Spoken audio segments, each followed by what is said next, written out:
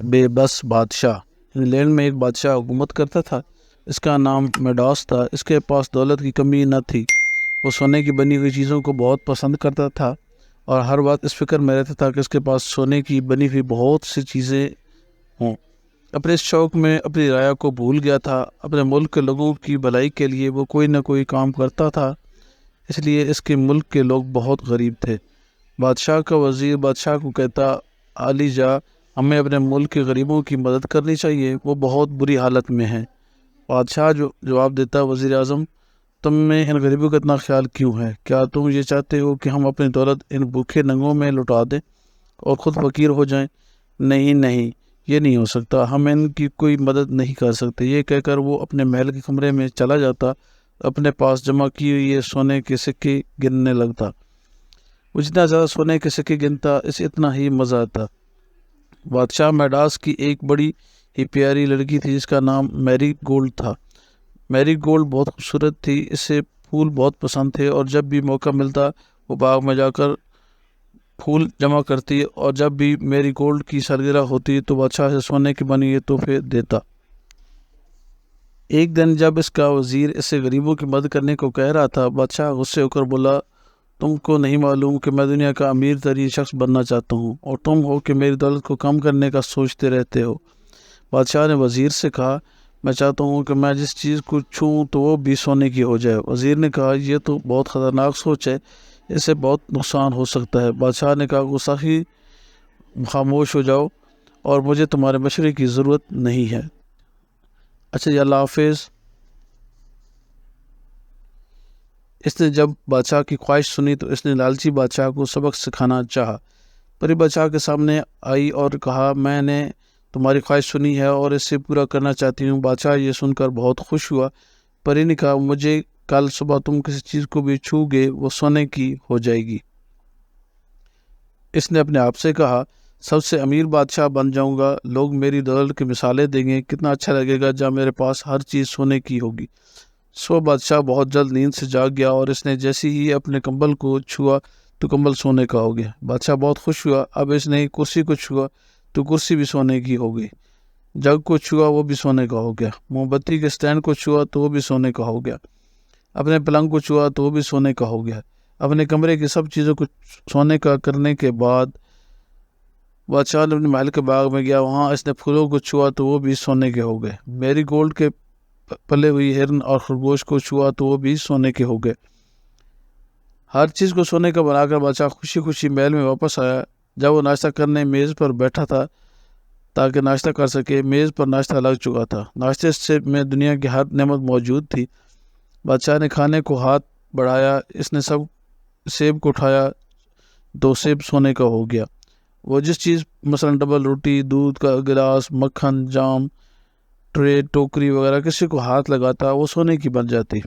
وہ ناشتہ نہ کر سکا۔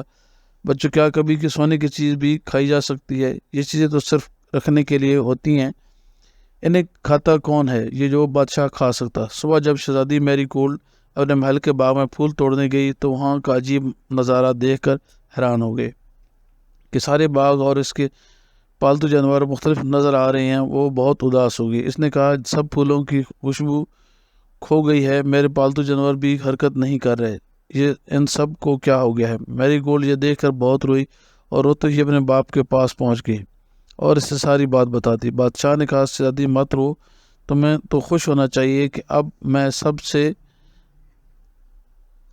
امیر بادشاہ ہوں۔ یہ سن کر میری گولڈ خوشی ہونے کے بجائے زیادہ رونے لگی۔ بادشاہ نے اپنی شہزادی کو جب چپ کرانے کے لیے اسے تھپکی دی تو بادشاہ کا ہاتھ لگتے ہی میری گولڈ سونے کی ہو گئی۔ ایک جیتی جاگتی شہزادی اب ایک سونے کا مجسمہ بن گئی۔